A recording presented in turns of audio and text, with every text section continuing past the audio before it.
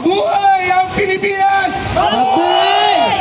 Mabuhay ang Pilipino! Mabuhay! Mabuhay Duterte pa din!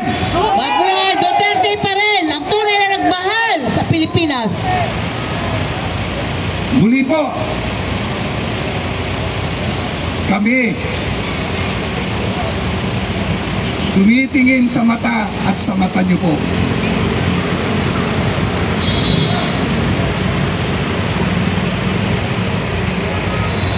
Alang-alang sa bayang ito. Alang-alang sa pamilya niyo. Alang-alang sa kapwa Pilipino natin.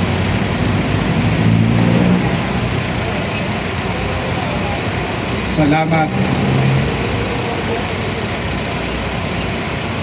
Salamat sa tungkulin. Makapulis po ako. Nagpapa-implement din po ako ng batas. Itong kaharap nyo, mga volunteer po ito ng anti-crime. Force multiplier nyo po. Nagsiservisyo na walang hinahangad na kapalit kung hindi gampanan lang ang tungkulin sa bayan. Kaya kaibigan namin po kayo. Nandito kami, ulit-ulitin ko, para katukin ang puso. Hindi kayo ang kalaban ng bayang ito. Ang kalaban ng bayang ito, yung pinoproteksyonan nyo. Ang kalaban ng mga mahihirap na tao, yung nakatira na pinoproteksyonan nyo.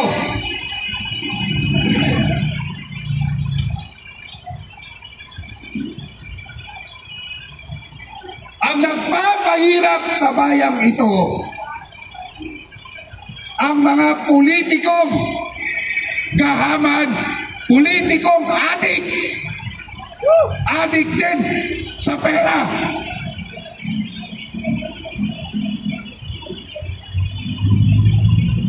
Hindi po kami magtatagal dito. Nagbigay lang po kami ng mensahe para sa inyo.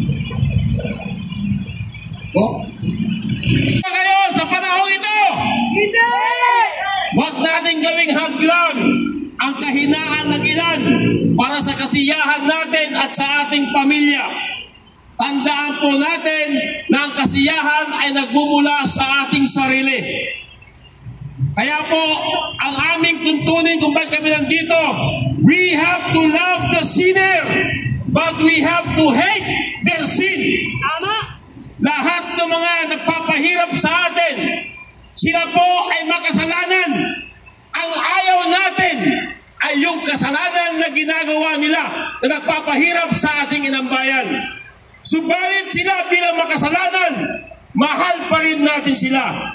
Alam po namin sa ating mga kapulisan, ginagampanan lang po ninyo ang inyong tungkulin para may patupad ang kapayapaan sa ating bansa. Hanggang kailan natin dapat gawin ito? Tayo ba, bawat Pilipino, ay kinakailangan na magkaroon ng mga alitan na magiging sanhi ng kaguluhan sa ating bansa?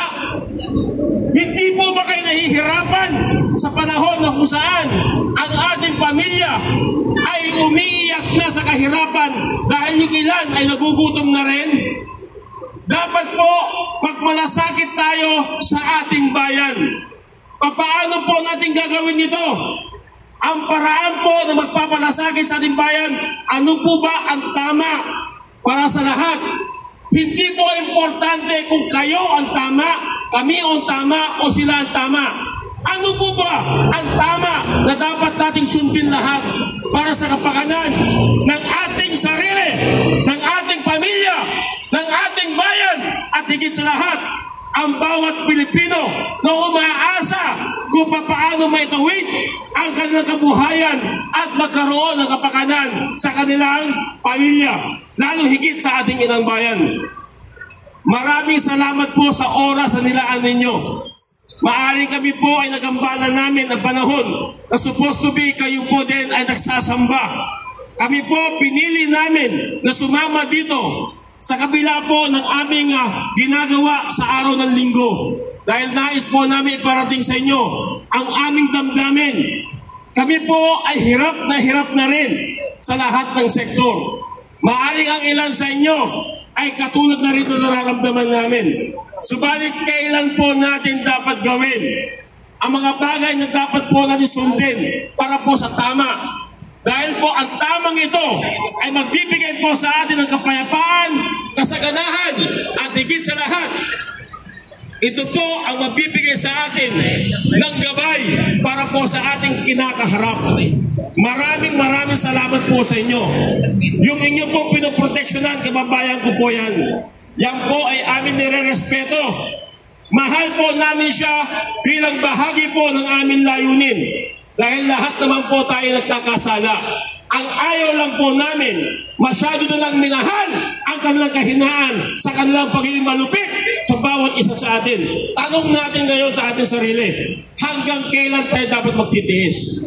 Kinakailangan po natin magkaisa sa layunin na dapat natin may patupad ang tama para sa Pilipino. Dahil hindi po natin deserve na maghirap ng katulad na ngayon. Nagkakaroon po tayo ng away, gulo, at nagpapahirap sa ating lipunan. Kaya po ang hangad namin ay maramdaman po ninyo ang aming damdamin sa aming ginagawa. Kami po lahat dito ay volunteer lamang. Wala po kami nais na magkaroon po ng kaguluhan dahil yan po ay hindi namin hangarin sa buhay. Ang gusto po namin, iparamdam namin sa inyo na kami po mismo na private sector at naglilingkod din sa ating inang bayan. Kami po ay nakikisa. Kaya po humihiling po kami sa inyo na nawa po'y maunawaan nyo ang bawat pagkakataon na kung saan kami po ay nagpapahayag lamang ng aming damdamin. Dahil kami po ay nahihirapan na rin sa ganitong sistema ng ating gobyerno na kung saan ang inuuna ay puro sariling kapakanan. Halos lahat mawala na ang laman ng ating kayamanan sa ating bayan. Kinakamkam na ang tanong, kailan tayo dapat gumising? Nakabaon na tayo sa utang. Ano po ba ang dapat natin gawin? Kailan tayo dapat makialam sa ganitong sistema na nagpapahirap sa ating lipunan? Maraming salamat po sa inyo at ang nais po namin ay maghatid lamang ng aming damdamin. Salamat po sa inyong pakikinig at nawa po ay makarating sa taong ating pinoproteksyonan para po sa ating pagkakaisa. Muli, magandang umaga at mabuhay ang mga Pilipino! Mabuhay ang ating bansang Pilipinas! Mabuhay si Tatay Digong! Bring him home! Bring him home! Bring him home! Bring him home! Bring him home! Maraming salamat po. Ngayon, sa harapan ng palasyong ibinigay mo para sa bayang ito. Kaharap po namin ang aming mga kapulisan na sadyang dito po ay itinakda mo na sila ang magiging pacemaker sa bayang ito. Sabi niyo nga po, Ama, mapalat. Dagdag pwersa ng mga pulis dumating.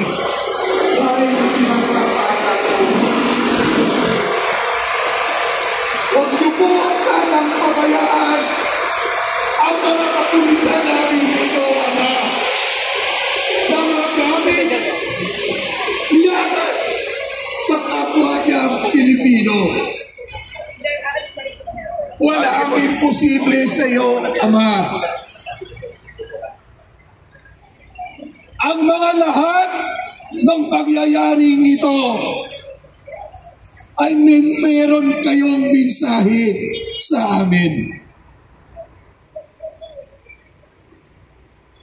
kami ay ipinagpala mo rin dahil binigyan mo kami ng lakas loob para tumayo sa bayang ibinigay mo sa amin. Ama, maghari nawa ang kapayapaan. Maghari nawa ang pagmamahal at pagmamalasakit. Kaya Ama, sa oras na to, ang himala ay nasa iyo. Ang bayang ito ay para sa Pilipinas. Patawarin nawa kami sa aming pagkukulang sa bayang ito at sa aming mga kababayan. Muli, ang bayang ito ay dapat ipaglaban. Paglinawin mo po ang Pilipino. Paglinawin niyo po ang may kapangyarihan. Makita po sana nila ang mga kapuspalad dating kababayan na nangangailangan ng serbisyo ng gobyernong ito. Nandito po kami hindi para maghimagsik. Nandito po kami hindi para manggulo. Nandito po kami para ipaalala ang tungkulin ng bawat isa sa amin. Ang lahat ng biyaya, ang lahat ng bagay na ginawa mo para sa mundong ito, pumupuri at sinasamba po namin kayo sa ngalan ng iyong anak na si Jesus. Amen. Pagpasensyahan niyo po. Amen. Kaibigan, kuya, ate, mabuhay po kayo. Aalis na po kami para hindi na rin po kayo maatake. Mabuhay si President Duterte! Duterte! Duterte! Duterte! Duterte! Uli po, salamat. Samahan niyo kami. Nagtagpwersa isang truck.